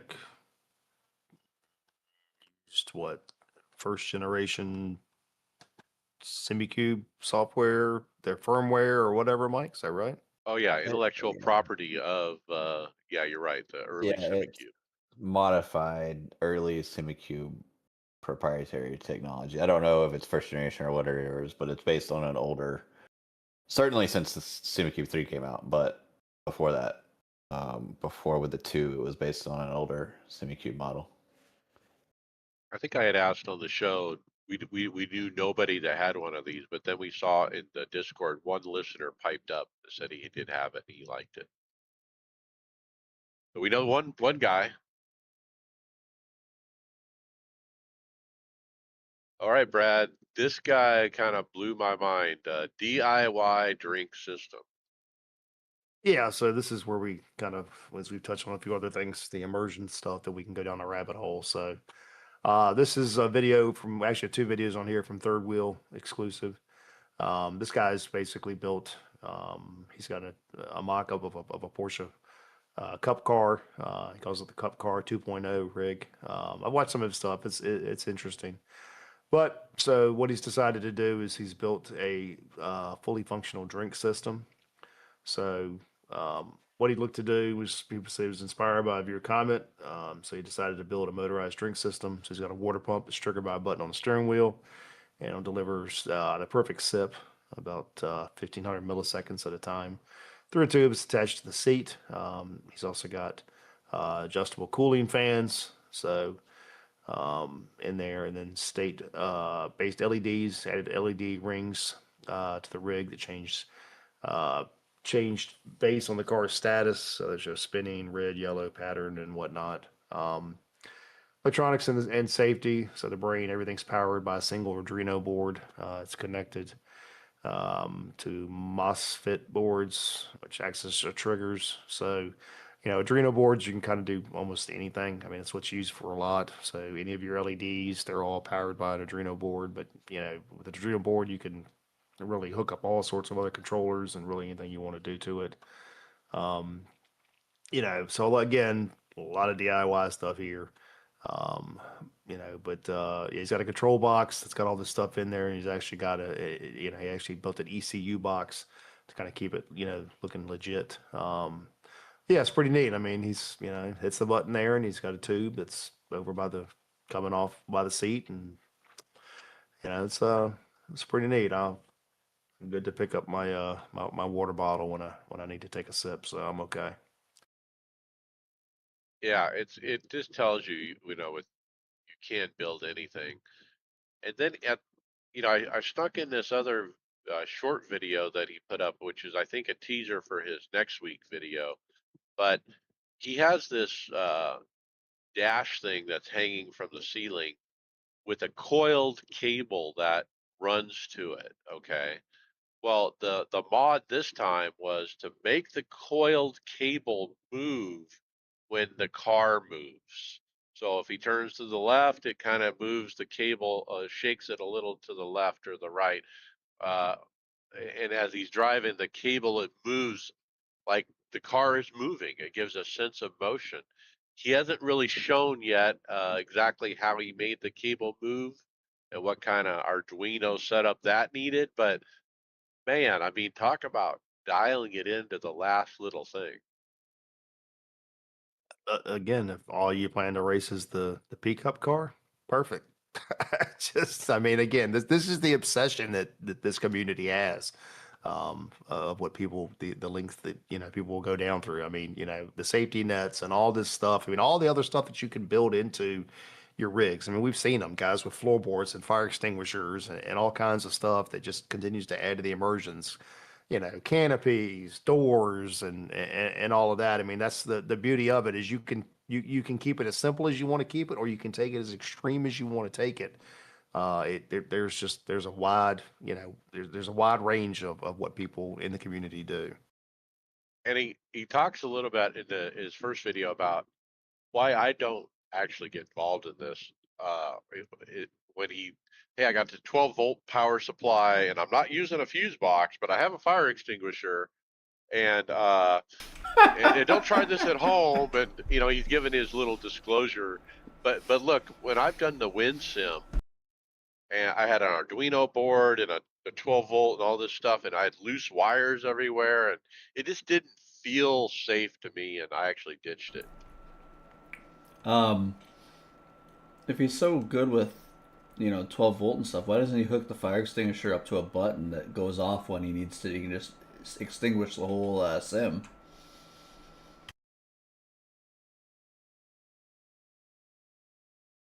All right, I got the next. Is this a quick hit? We talked about rival sim racing a minute ago. They have a worst rig wins a light bar. You got an absolutely cursed sim rig? We're talking handbrakes made from console controllers or dining chairs pushed to their limits. Good. I want to see it. I'm giving away a free rival light bar to the worst rig I can find. Enter, like, and repost this post and DM me a photo of your rig. I really want to see what some of these submissions look like. Right? It's almost as good as the iRacing posting, show me your rig. This is the people thinking that they got the worst rigs.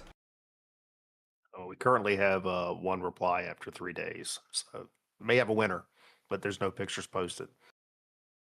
He says to DM him and he'll post the pictures. Sorry. When he decides.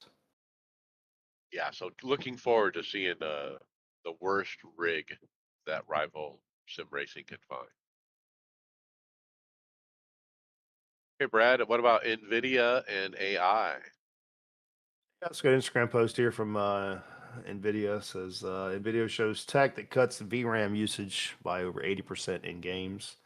So they revealed a new AI-powered tech called neural texture compression that can reduce VRAM usage in games by over 80%, dropping memory needs from 6.5 gigabytes down to under 1 gigabyte in demos while keeping visuals sharp. Says this works by using neural networks to compress and rebuild texture data more efficiently than traditional methods, which could mean lighter game installs, less memory demand, and better performance in future titles. So, when I read this, I guess the first thing I thought of was like, well, since we can't get memory and any of that stuff anymore, I guess they figured out a way that they can still sell stuff and just don't have to put everything in there. We'll just have AI do the rest of it. So real quickly on this, if you want to learn about it, I didn't really trust the source you put on the script. No offense there, but a lot of these Instagram posts or accounts are fishy. Tom's Hardware actually has a really good article about it. If you want to go figure out exactly what it is, it's way too complicated for me to even try to explain on the limited time we got on the podcast. But this was announced when the 5 series graphics cards, the 5000 series graphics cards were announced way back then, and they've been working on it. Tom's Hardware actually has hands-on with it and has been able to benchmark some of it. So if it works, man, it's gonna be good. Because like you said, back when it was announced, the memory shortage wasn't here, but now that it is, as long as the AI doesn't do anything to materially change, the way the game's meant to be displayed, it might actually solve a lot of problems. Well, that was my question: is can this benefit us in iRacing? And then my other question is, what about delay? I mean, this sounds like it would introduce some kind of delay. Short answer, not really. Would this? I mean, this different than like the regenerative or whatever, where we're basically like you're using. DLSS. Yeah. Yeah. From what I can tell, and I again don't want to just go down and read the whole article from you, but yeah, it's a little bit different using AI in a little bit different way as far as the rendering from the actual graphics card. Does it? This obviously wouldn't benefit, or it would help iRacing, or like for our context right now, a little bit, but iRacing is more CPU based Yeah. for So now. yeah, again, if you have a 5000 series graphics card already, iRacing is probably not pushing that to its limit anyway, because you're right, it is more CPU bound than graphics bound. It'll still help, but you'll probably see the benefit more in other games. But is it only for certain graphics cards? From what I understand, it's only for the NVIDIA 5000 series Okay. and 6 and going forward. But All right, let's do one more, Greg. Podium by Reaper Wear. We have a nice looking button box. It's a very I guess it's a all right. So it's from Reaperware. It's a square or a rectangular button box, but it's a vertical one. It's got a I don't know what size dash. It doesn't say what size dash in there, Maybe is a it? 5. But it's kind of a black and white screen. It's it's got LED colors and stuff.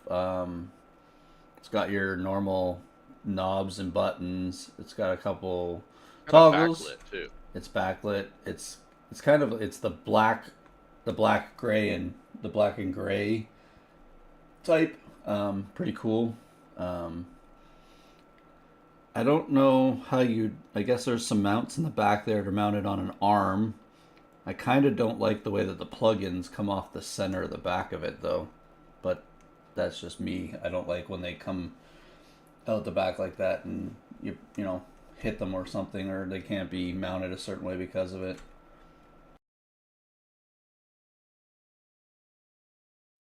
I don't know. It looks pretty nice. Yeah, I kind of like it. It's these guys are out of the UK.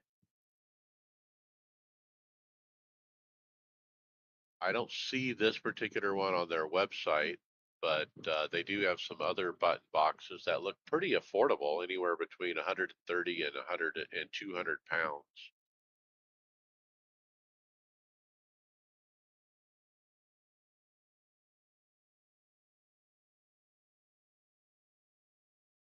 Yeah, so another source for button box, guys. Check them out. reaperware.co.uk.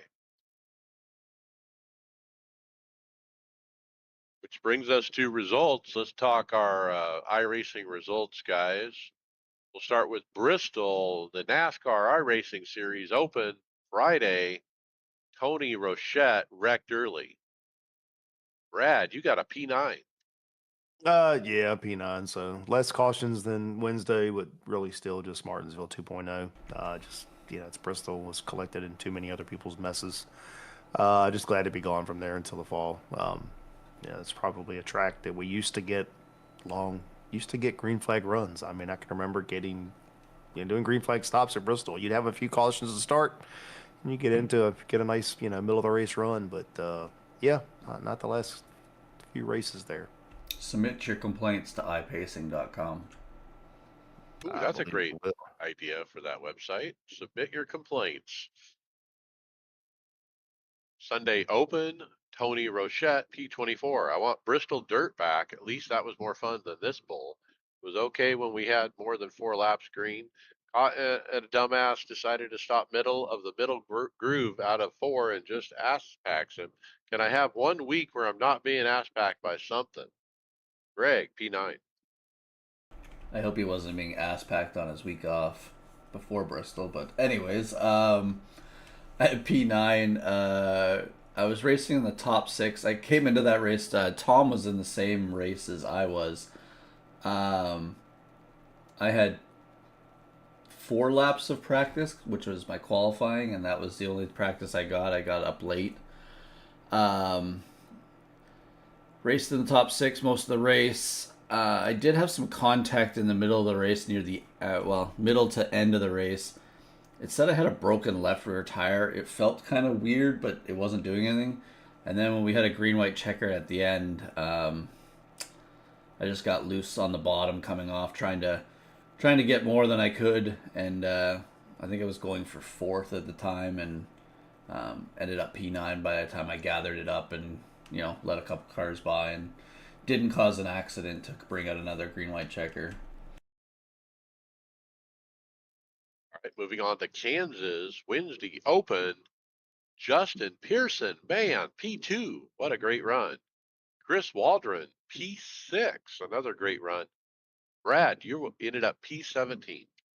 Yeah, Chris and I were in the same race together, and we kind of ran most of the race around each other, most of the top 10 for most of the race. 13 cautions at a mile and a half track is stupid. Just lots of guys really just running people over. Was going to probably end up with a top 10, but with about, I don't know, 15 laps to go or something, coming through turn 4, it kind of drifted up towards the wall. It's kind of a normal exit. And the Yahoo behind me thought that there was enough room for him to shove it in there. And yeah, not so much. So about 5 minutes of damage. Managed to finish the race, with the steering wheel at about 3 o'clock. It just ain't fun. But yeah, I mean, just a mess of a race. I mean, the the leader jumps the start, so he's got to pit. You know, Instead of waiting for, let's pit on the second lap, he decides coming out of 4, oh, I got to get to pit road, so he checks up. That wrecks half the field. It's just a bunch of stupidity. It's like, oh, we've never been in a mile and a half track before. We don't know what we're doing. So, I mean, I'm finding the higher splits I get into, it ain't no better. Tom Dreiling got a P20 after crashing early. My fault. Lost it under brakes trying to miss a wreck. Tyler Williamson. Boy, I haven't said that name in a while. P8. Not bad after a 5-month hiatus to rebuild the rig. Look, this guy, Tyler Williamson, needs a backup rig. 5 months he's been down. Fun racing with y'all again, he says. Thursday Open today, I ran. I actually wrecked out DNF. From the very beginning, I had a ping warning that my connection was bad. When I asked my iPhone Siri to tell me how many tires we have average, it told me no internet connection. So I definitely had an internet problem. My phone was even not working right. So this whole ping problem was driving me crazy. I ended up wrecking in the first caution by myself. The second caution happened way up ahead of me, and some guy slammed on the brakes, and I didn't get stopped, and I plowed in, slammed a wall, 8 minutes damage. And so between the 8 minutes damage and the ping problem, I parked it.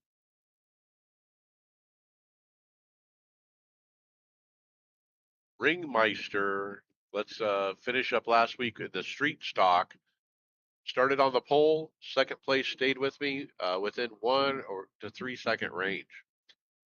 The entire race tried to get past me on the last straight with a slipstream, but wasn't able to, and I was able to hold on for my 141st career win, winner, chicken dinner. Then I started first again.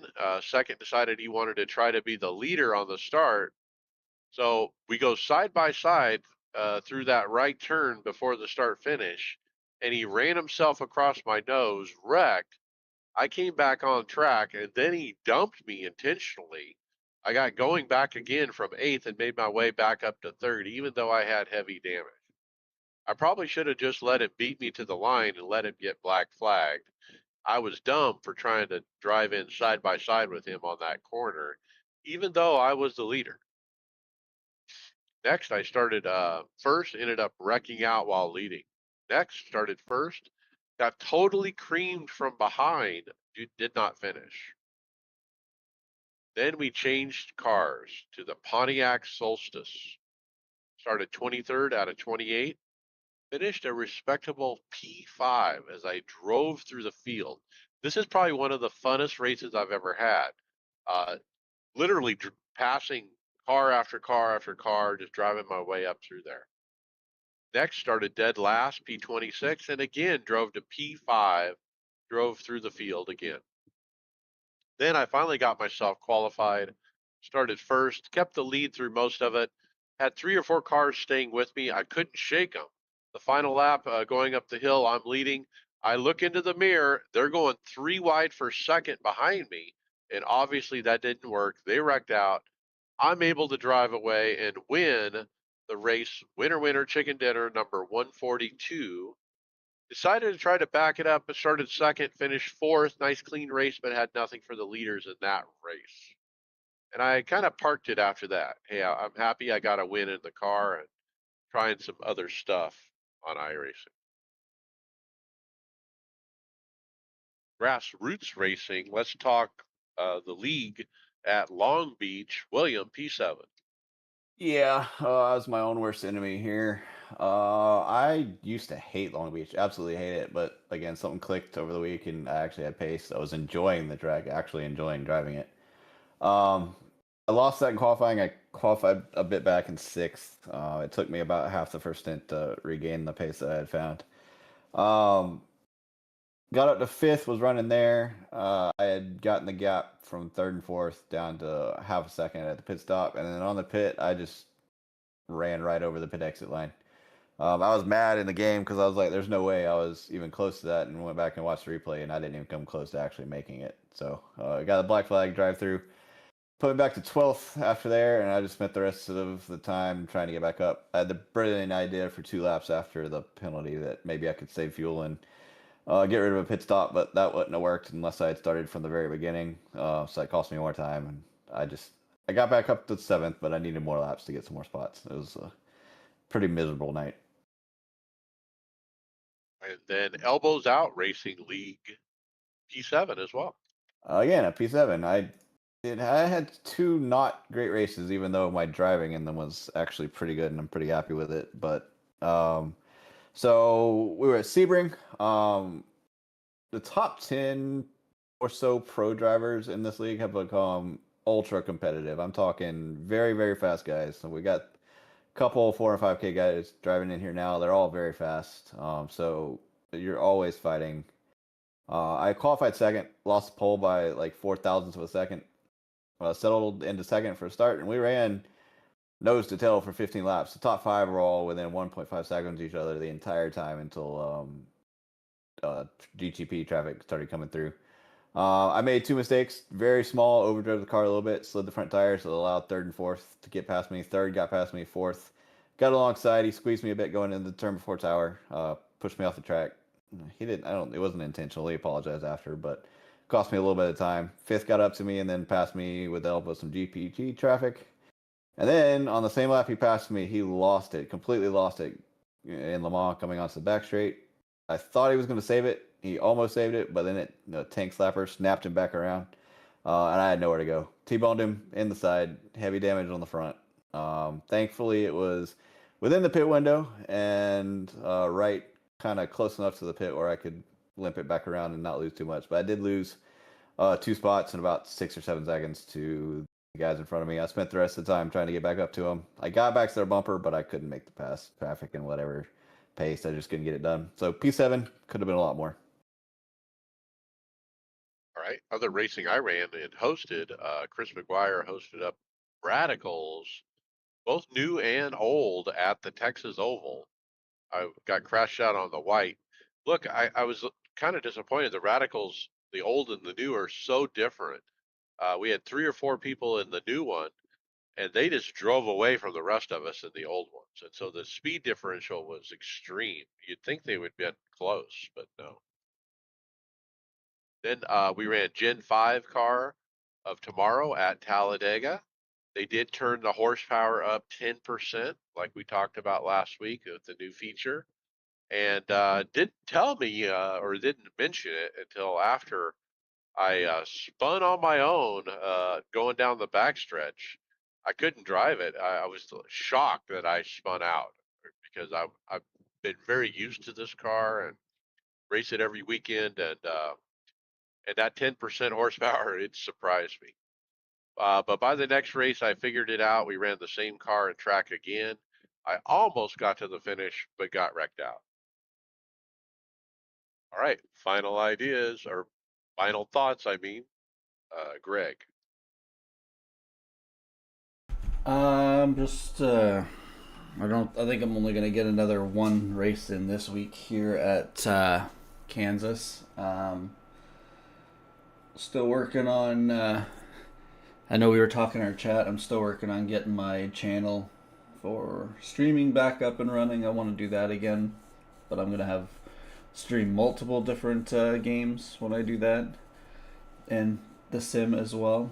But yeah, starting to pick up and get busy at this time of year, so hopefully I can race a little bit more. But it's tough when you only got certain nights you can do NIS, because if I knew they weren't going to be caution fests and go till midnight or 11:30 here, it wouldn't be so bad. But it's too hard to judge staying up that late when I got to be up at 2 or 3 o'clock in the morning. All right, Brad Ridd, final thought. Looking forward to Mac this weekend at Motorsport. So should be fun. 4 hour race, 3 of us. I'll just do a single stint. Either Will or William will do a double. I don't know which one yet. Both of them are much quicker than me. But we're kind of tackling this one with a little bit different approach. Going to try to make sure that we only have to make 3 stops. Somewhat determined that the only way to really be competitive in any of the endurance stuff in our racing is you got to be able to minimize your time on pit road. So that means you got to fuel save. So until we get something changes, either safety cars or we get some limited tires, something to break up the basically just hot lapping. But we've come to find out that we've had pace a lot, but when you have to stop on pit road, you lose a lot of time on the track. And so yeah, that's kind of the approach we're going to take. And it's surprisingly, when you focus on saving fuel, believe it or not, you can almost be a little quicker sometimes. So it's really kind of an odd feeling that I'm trying to minimize what I'm doing for fuel, so I'm trying to coast a little bit more, and you back your corners up, and then you realize, well, wait a second, I just turned my fastest lap, and I don't feel like I was really trying to push the car too hard. So looking forward to just the mental challenge to that, and it'll be a fun weekend. The 3 of us have a good time every time we do it. So looking for a podium. So we keep moving closer and closer. So a podium is due at some point. All right, go get it. William Westbrook, final thought. Yeah, real quickly on the NVIDIA thing, I was wrong. It is all RTX cards. So just a clarification there. And yeah, so we were talking in a Discord DM earlier about what our strategy and what we're doing. I realized I've only done like 2 officials since the Daytona 24. So I need to get back on that. So me and Weaver made a little friendly bet to see which one of us can get to 4K soonest. We're a little optimistic, I think, but we'll see. Mech's gonna be fun. It'll be me with the 2 splits, and at Mosport, and then we'll take it at Indy. So we'll go that way. Maybe a chance of rain. Like I said, it's pro-am. We're definitely gonna be in top split just with the times coming in. We're number 2 right now, so that'll be fun. Yeah, and then again, I need to do some more officials, but I keep committing to more leagues. Listener JD Daniel asked me to kind of come run with them for some of their GT stuff and some endurance stuff, and I said, yeah, it sounds like fun. So we're gonna do some Sunday endurance stuff. And looks like it's, like I said, be a lot of fun, but it's gonna suppress my officials just that much more. All right, my final thought is my pedals vibrate a lot when I get out of the car. It's like gotten worse actually recently, where the effects go 100% volume or whatever, and they're buzzing, and you almost feel like, oh, God, are they going to break or something? And so, anyway, I was lamenting in the Discord about the problem, and one of our listeners piped in with a great idea. Hey, I had a problem with my Moza wheelbase with the LFE audio from iRacing. I had to turn it off or down because my wheelbase was making a similar noise. And so I haven't tried it. This came up today. I'm going to do that tonight probably. I'm going to get into iRacing and turn off the LFE. I have the LFE running my subwoofer.